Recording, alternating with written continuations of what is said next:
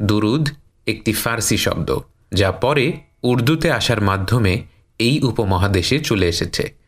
রাসূলুল্লাহ সাল্লাল্লাহু আলাইহি ওয়াসাল্লামের ওপর সালাম আর সলাওয়াত দুটো বোঝাতেই এই শব্দটি ব্যবহার করা হয়। এই ভিডিওতে সলাওয়াত এবং দুরুদ দুটো শব্দই একই অর্থে ব্যবহৃত হয়েছে।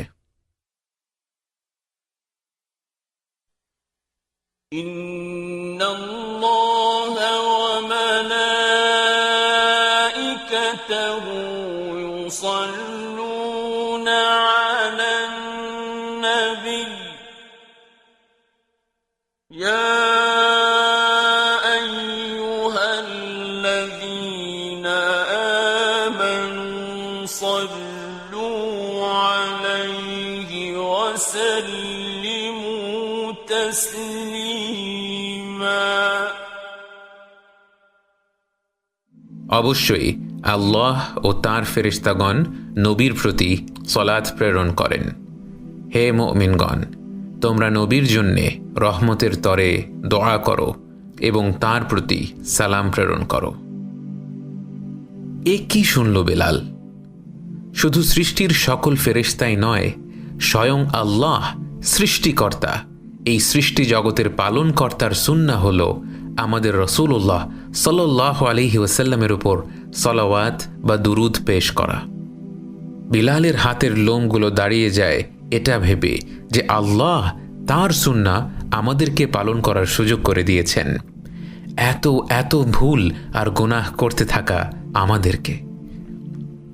এটা রাসূলুল্লাহ সাল্লাল্লাহু আলাইহি ওয়াসাল্লামের জন্য আল্লাহর দেয়া সম্মানগুলোর মধ্যে একটি তো বটেই, এটা যে মানব জাতির জন্য কত বড় সম্মান আর সুযোগ সেটা ভেবে বিলালের মনটা আল্লাহর প্রতি কৃতজ্ঞতায় ভরে গেল। সূরা আহজাবের এই আয়াতটি পড়ার পর আবু মাসউদ উকবাহ ইবনে আমির আসলেন রাসূলুল্লাহ সাল্লাল্লাহু আলাইহি ওয়াসাল্লামের কাছে। তিনি জিজ্ঞেস করলেন, ইয়া রাসূলুল্লাহ, আল্লাহ আদেশ করেছেন আমরা যেন আপনার উপর সালাত আর সালাম পাঠ করি। সালাম তো আমরা জানি কিভাবে দেব, কিন্তু আপনার উপর সালাত কিভাবে পাঠ করব? তখন রাসূলুল্লাহ সাল্লাল্লাহু আলাইহি ওয়াসাল্লাম বললেন, বলো আল্লাহুম্মা সাল্লি আলা মুহাম্মদ ওয়া আলা আলি মুহাম্মদ কামা সাল্লাইতা আলা ইব্রাহিম ওয়া আলা আলি ইব্রাহিম ইন্নাকা হামিদুম মাজিদ। আল্লাহুম্মা বারিক আলা মুহাম্মদ ওয়া আলা আলি মুহাম্মদ কামা বারাকতা আলা ইব্রাহিম ওয়া আলা আলি ইব্রাহিম ইন্নাকা হামিদুম মাজিদ। আল্লাহুম্মা সাল্লি আলা মুহাম্মদের অর্থ দাঁড়ায়, হে আল্লাহ, আপনি মুহাম্মদ সাল্লাল্লাহু আলাইহি ওয়াসাল্লামের উপর আপনার সলাত প্রেরণ করুন। বেলাল জানে যে সলাত শব্দটির অর্থ দোয়া বা প্রার্থনা বা কাউকে শ্রদ্ধা ভরে ডাকা। তাহলে আল্লাহর সলাত মানে আসলে কি? বিলাল নিশ্চিত স্কলারগণ এই প্রশ্নের উত্তর অবশ্যই দিয়েছেন। তাকে খালি একটু পড়াশোনা করে বের করতে হবে। কিছুদিন পড়াশোনা করে এবং তার পছন্দের শেখদের ইউটিউব লেকচার শোনার মাধ্যমে বিলাল জানতে পারল আল্লাহর সলাত বলতে চারটি বিষয় বোঝায়। এক, আল্লাহ ফেরেশতা কুলের সামনে আমাদের রাসূলুল্লাহ সাল্লাল্লাহু আলাইহি ওয়াসাল্লামের নাম বলেন। আবুল আরিয়াহ, যিনি ইবনে আব্বাসের একজন ছাত্র ছিলেন, তিনি বলেন রাসূলুল্লাহ সাল্লাল্লাহু আলাইহি ওয়াসাল্লামের ওপর সলা মানে হলো আল্লাহ ফেরেশতাদের সামনে রাসূলুল্লাহ সাল্লাল্লাহু আলাইহি ওয়াসাল্লামের নাম বলেন এবং তার প্রশংসা করেন। দুই, আল্লাহর সলা মানে হলো রাসূলুল্লাহ সাল্লাল্লাহু আলাইহি ওয়াসাল্লামের ওপর আল্লাহর রহমত। তিন, আল্লাহর সলা মানে আরও হলো আল্লাহর মাগফিরাত বা ক্ষমা। ক্ষমার কথা আসাতেই বিলালের মনে পড়ল সূরা নাসরের কথা, যেখানে আল্লাহ পৃথিবীর সর্বশ্রেষ্ঠ মানুষ সাল্লাল্লাহু আলাইহি ওয়াসাল্লাম, যিনি কিনা হাবিবুল্লাহ সাল্লাল্লাহু আলাইহি ওয়াসাল্লাম, তাকে আল্লাহ বলছেন যখন আল্লাহর দেয়া সব কাজ সঠিকভাবে পালন করা হয়ে যাবে তখন যেন রাসূলুল্লাহ সাল্লাল্লাহু আলাইহি ওয়াসাল্লাম ইস্তিগফার করেন, অর্থাৎ ক্ষমা চান। সুবহানাল্লাহ! বিলালের হৃদয় হঠাৎ ভয়ে কেঁপে উঠল। রাসূলুল্লাহ সাল্লাল্লাহু আলাইহি ওয়াসাল্লামকে যদি ইস্তিগফার করতে বলা হয়ে থাকে, বিলালের মতো প্রতিনিয়ত পাপ করতে থাকা বান্দার কি হবে? তার পরপরই তার মনে পড়ে গেল যে আল্লাহ তো গফুরুর রহিম, তিনি যে ক্ষমা করতে ভালোবাসেন। বিলাল মনস্থির করে ফেলল রাসূলুল্লাহ সাল্লাল্লাহু আলাইহি ওয়াসাল্লামের মতো সেও দৈনিক 100 বার বা তার বেশি ইস্তেগফার করবে। ইনশাআল্লাহ প্রতি নামাজের পর 20 বার করে আস্তাগফিরুল্লাহ বলার চেষ্টা করবে সে এখন থেকে। সলাতের অর্থের চতুর্থ যে অর্থ বিলাল জানতে পারল তা হল রাসূলুল্লাহ সাল্লাল্লাহু আলাইহি ওয়াসাল্লামের অবস্থান আরও উপরে ওঠানো, যার মর্যাদা আল্লাহ বৃদ্ধি করে দিয়েছেন ওয়া রাফা'না লাকা যিকরাক বলে সাল্লাল্লাহু আলাইহি ওয়াসাল্লাম। স্কলারগণ বলেছেন এ কথার অনেকগুলো অর্থের মধ্যে একটি হল কিয়ামতের ময়দানে যেদিন অপেক্ষা করতে করতে কি হয় এই চিন্তায় পুরো মানবজাতি যখন পাগল প্রায় অবস্থা, ততদিনে বিশ্বাসী অবিশ্বাসী সবাই জেনে গেছে সত্য কি। দলে দলে বিশ্বাসী অবিশ্বাসী নির্বিশেষে তারা একের পর এক নবী রাসূলদের কাছে ধর্ণা দিতে থাকে যেন তারা বিচার আরম্ভ করার সুপারিশ করেন আল্লাহর কাছে। কিন্তু সেদিন নবী রাসূলগণও নিজেদের নিয়ে এতটা চিন্তিত থাকবেন যে তারা গোটা মানব সমাজের সে আবেদন প্রত্যাখ্যান করে বলবেন ইয়া নফসি ইয়া নফসি। একে একে আদম আলাইহিসসালাম, নূহ আলাইহিসসালাম, ইব্রাহিম আলাইহিসসালাম, মূসা আলাইহিসসালাম সবাই মানব সমাজের সেই আকুতি প্রত্যাখ্যান করবেন। অবশেষে ঈসা আলাইহিসসালাম সবাইকে বলবেন রাসূলুল্লাহ সাল্লাল্লাহু আলাইহি ওয়াসাল্লামের কাছে যেতে। পুরো মানব সমাজ ইমানদার কাফের সবাই আসবে সৃষ্টির সেরা মানব হাবিবুল্লাহ সাল্লাল্লাহু আলাইহি ওয়াসাল্লামের কাছে। আজ দুনিয়াতে শুধুমাত্র বিশ্বাসীরা তার সরাসরি প্রশংসা করছে, আর সেদিন পুরো মানব সমাজ তার সাহায্য চাইবে, প্রশংসা করবে। বিলাল রাসূলুল্লাহ সাল্লাল্লাহু আলাইহি ওয়াসাল্লামের সিরাহ পড়ার সময় জেনেছিল আরবিতে মুহাম্মদ নামের অর্থ হল যে সবচেয়ে বেশি প্রশংসিত। বিলালের তো মনে হয় এই যে যার নাম মুহাম্মদ, সেই যে দিন রাত 24 ঘন্টা পৃথিবীর কোথাও না কোথাও প্রশংসিত হচ্ছে দুরূদের মাধ্যমে। আবার মানব জাতির সবচাইতে গুরুত্বপূর্ণ সময়ে সৃষ্টির প্রথম থেকে শেষ পর্যন্ত সকল মানুষ নির্বিশেষে তার প্রশংসা করবে। এ আল্লাহর এক অলৌকিক নিদর্শন ছাড়া আর কি হতে পারে?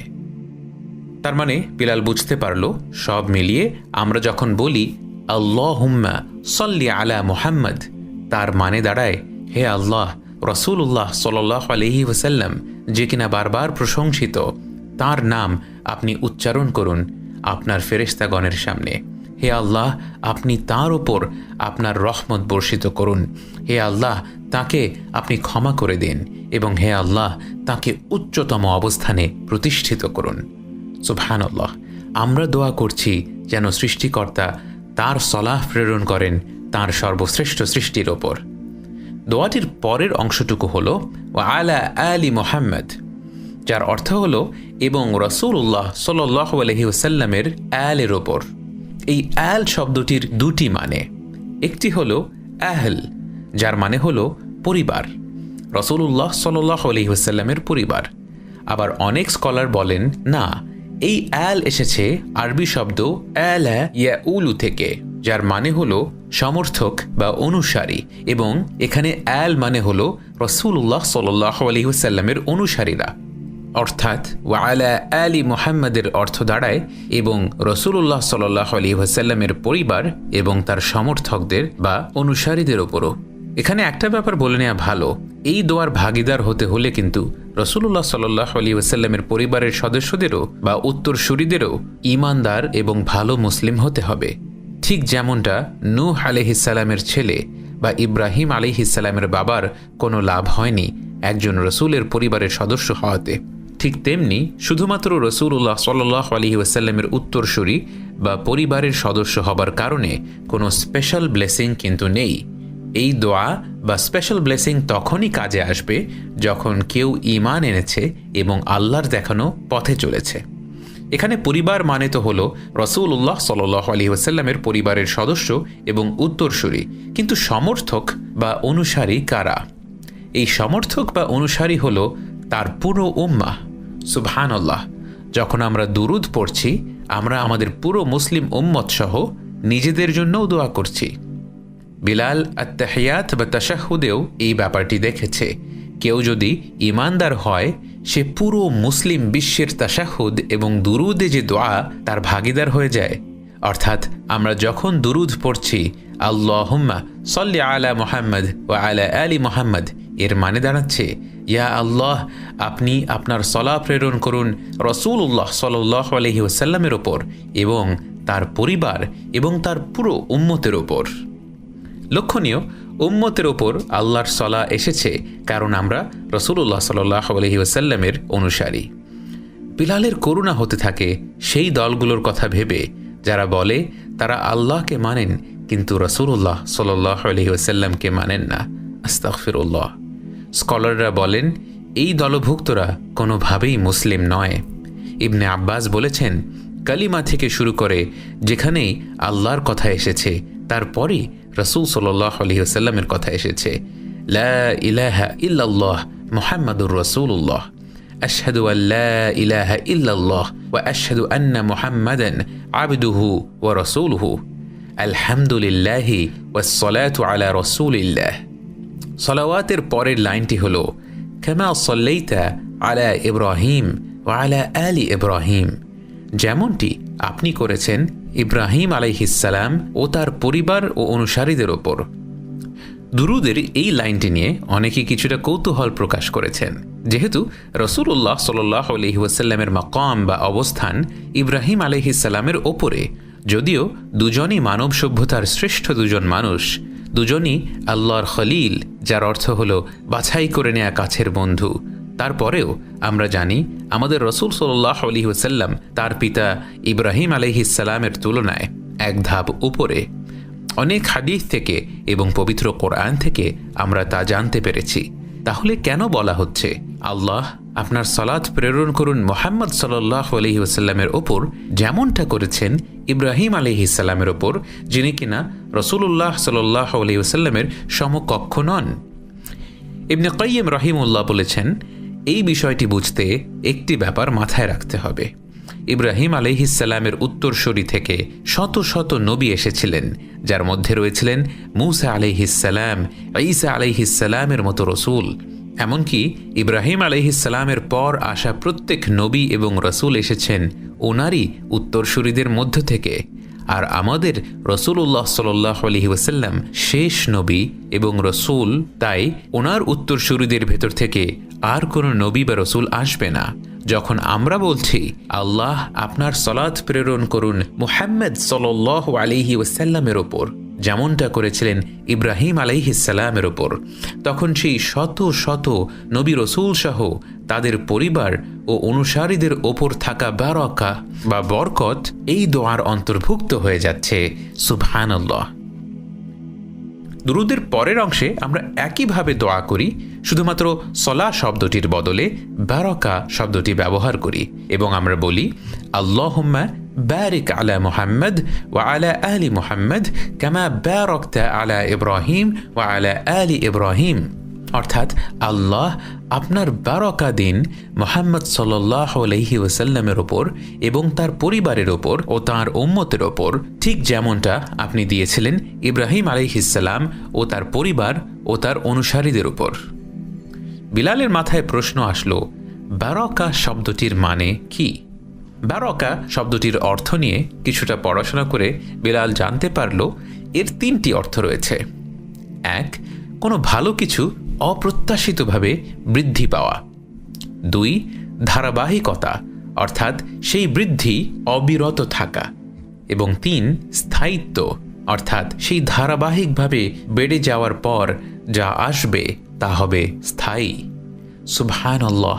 বিলাল চিন্তা করে দেখল এই দুজনের প্রতি আল্লাহর সলা এবং বারাকা এমনভাবে এসেছে যে আল্লাহ শুধুমাত্র রাসূলুল্লাহ সাল্লাল্লাহু আলাইহি ওয়াসাল্লাম এবং ইব্রাহিম আলাইহিস সালামকে নিজের খলিল হিসেবে নিয়েছেন। দুজনই আল্লাহর ঘরের সাথে অন্য রকমভাবে সম্পৃক্ত।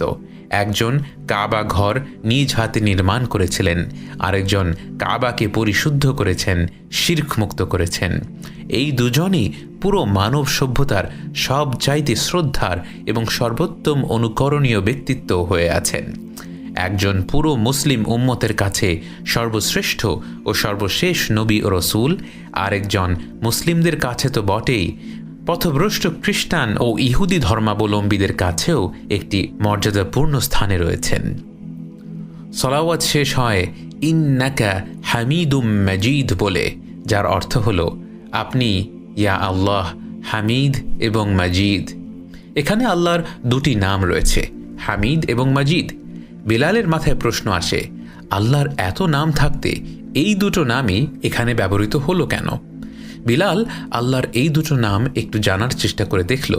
হামিদ হলো এমন এক সত্তা যিনি কিনা সকল প্রশংসার দাবিদার। কারো প্রশংসা করা হয় যখন কেউ একটা কিছু করে, কিন্তু যিনি হামিদ তিনি কোনো কারণ ছাড়াই প্রশংসার দাবিদার।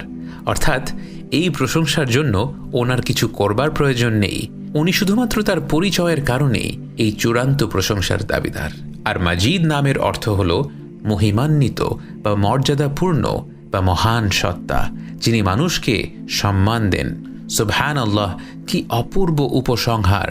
এ যেন আমাদের মনে করিয়ে দেয়, হ্যাঁ, রাসূলুল্লাহ সাল্লাল্লাহু আলাইহি ওয়াসাল্লাম প্রশংসার দাবিদার। যে কোনো সৃষ্টির থেকে ওনার অবস্থান উপরে, কিন্তু এই প্রশংসার বা সম্মানের উৎস হল আল হামিদ আল মাজিদ, অর্থাৎ আল্লাহ সুবহানাহু ওয়া তাআলা।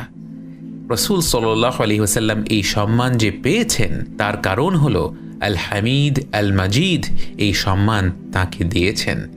আবার ব্যাপারটিকে এভাবেও দেখা যায়, যিনি মুহাম্মদ বা যিনি বারবার প্রশংসিত হন তাঁর প্রশংসা যেন স্বয়ং আল হামিদও করেন, সেটার জন্য আমরা দোয়া করছি। যিনি আল হামিদ আল মাজিদ, তাঁর প্রশংসার চাইতে ভালো প্রশংসা আর কি হতে পারে?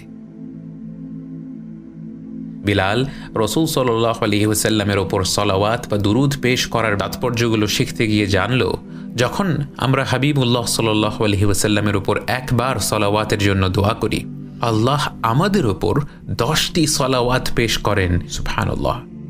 একটি হাদিসে আল্লাহ রাসূল সাল্লাল্লাহু আলাইহি ওয়াসাল্লাম বলেন, যে আমার ওপর একবার সালাওয়াত পেশ করল, 10টি ভালো কাজ তার নামে লেখা হলো, 10টি গুনাহ তার খাতা থেকে মোছা হলো এবং জান্নাতে সেই ব্যক্তির অবস্থান 10 ধাপ উঠে গেল।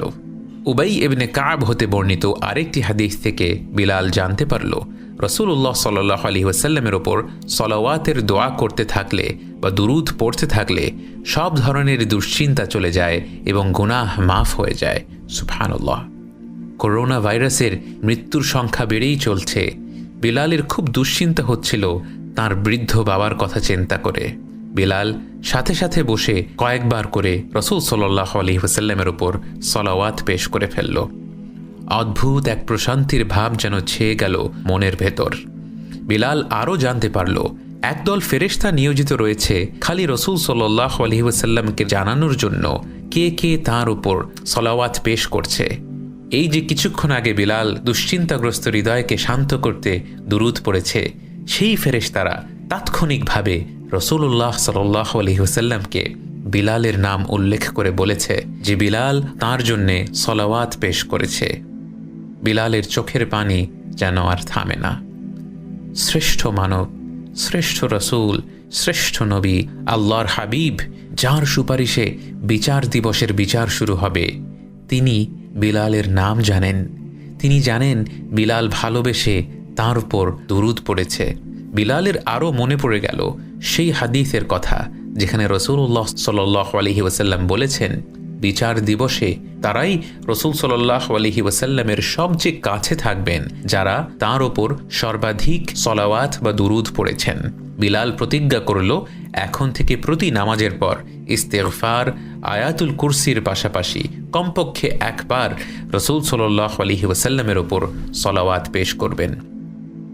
বিলালের রিডিং লিস্টে আরও একটি জিনিস সংযোজিত হলো, রাসূল সাল্লাল্লাহু আলাইহি ওয়াসাল্লামের ওপর সালাওয়াতের বারাকা কি কি তা জানা। রাসূল সাল্লাল্লাহু আলাইহি ওয়াসাল্লামের ওপর দুরুদ পেশ করা নিয়ে পড়াশোনা করতে গিয়ে বিলাল আরও জানতে পারল কখন এটি পড়া উচিত। 1. নামাজের শেষে যে সালাম ফেরানোর আগে দুরুদ পড়তে হয়, সেটা তো বিলালের আগেই জানা ছিল, কিন্তু বিলাল আরও জানতে পারল অনেক স্কলারদের মতে সালাম ফেরানোর আগে রাসূল সাল্লাল্লাহু আলাইহি ওয়াসাল্লামের ওপর দুরুদ পড়াটা আসলে ওয়াজিব। 2. বিলাল আরও জানল জানাজার নামাজে দ্বিতীয় তাকবীরের পর দুরুদ পড়াটাও বহু স্কলারদের মতে ওয়াজিব। 3. বেশিরভাগ আলেমদের মতে ঈদের নামাজের খুতবা এবং জুম্মার খুতবা কখনোই সম্পূর্ণ হবে না যদি আল্লাহর প্রশংসা এবং রাসূল সাল্লাল্লাহু আলাইহি ওয়াসাল্লামের ওপর সালাওয়াত পাঠ না করা হয়। 4, রাসূল সাল্লাল্লাহু আলাইহি ওয়াসাল্লাম বলেছেন, যে ব্যক্তি আযানের পর তার ওপর সালাওয়াত পাঠ করবে বা শাফাআতের জন্য দোয়া করবে, রাসূল সাল্লাল্লাহু আলাইহি ওয়াসাল্লামের শাফাআত তার ওপর আবশ্যক হয়ে গেল। বিলাল সেদিন তার এক প্রবাসী বন্ধুর সাথে কথা বলার সময় জানতে পারল তারা নাকি আযান শুনতে পায় না, কারণ সেখানে আযান খালি মসজিদের ভেতরে দেওয়া হয়। একটা মুসলিম পরিবেশে থাকার কারণে যে প্রতি ওয়াক্তে আযান শুনে রাসূলুল্লাহ সাল্লাল্লাহু আলাইহি ওয়াসাল্লামের শাফাআতের দোয়া করে নিজের শাফাআত নিশ্চিত করার অপূর্ব সুযোগ বিলাল পেয়েছে, এটা ভেবে আল্লাহর প্রতি কৃতজ্ঞতায় বিলালের মন ভরে গেল। 5, রাসূল সাল্লাল্লাহু আলাইহি ওয়াসাল্লাম বলেছেন, শ্রেষ্ঠ দিন হলো শুক্রবার, তাই সেদিন আমার ওপর সালাম ও সালাত প্রেরণ করা বাড়িয়ে দিও। 6, যখনই আমরা কোনো দোয়া করব তার আগে আল্লাহর প্রশংসা এবং রাসূলুল্লাহ সাল্লাল্লাহু আলাইহি ওয়াসাল্লামের ওপর সালাওয়াত পড়ে তারপর দোয়া করব। একবার রাসূল সাল্লাল্লাহু আলাইহি ওয়াসাল্লাম শুনলেন এক লোক দোয়া করছে খালি এই বলে, হে আল্লাহ আমাকে অমুক জিনিসটা দিন। তিনি সাল্লাল্লাহু আলাইহি ওয়াসাল্লাম বললেন, লোকটি তাড়াহুড়ো করছে, এভাবে দোয়া কবুল হবে না। সাহাবীরা জিজ্ঞেস করলেন, তাহলে কিভাবে দোয়াটা করলে সেটা কবুল হবে ইয়া রাসূলুল্লাহ? তিনি বললেন, যখনই কোনো দোয়া করবে প্রথমে আল্লাহর প্রশংসা করবে, তারপর আমার ওপর সালাওয়াত পড়বে, তারপর দোয়া করবে। অর্থাৎ প্রতিটি দোয়ার সাথে রাসূল সাল্লাল্লাহু আলাইহি ওয়াসাল্লামের সালাওয়াত পড়াটাই সুন্নাহ।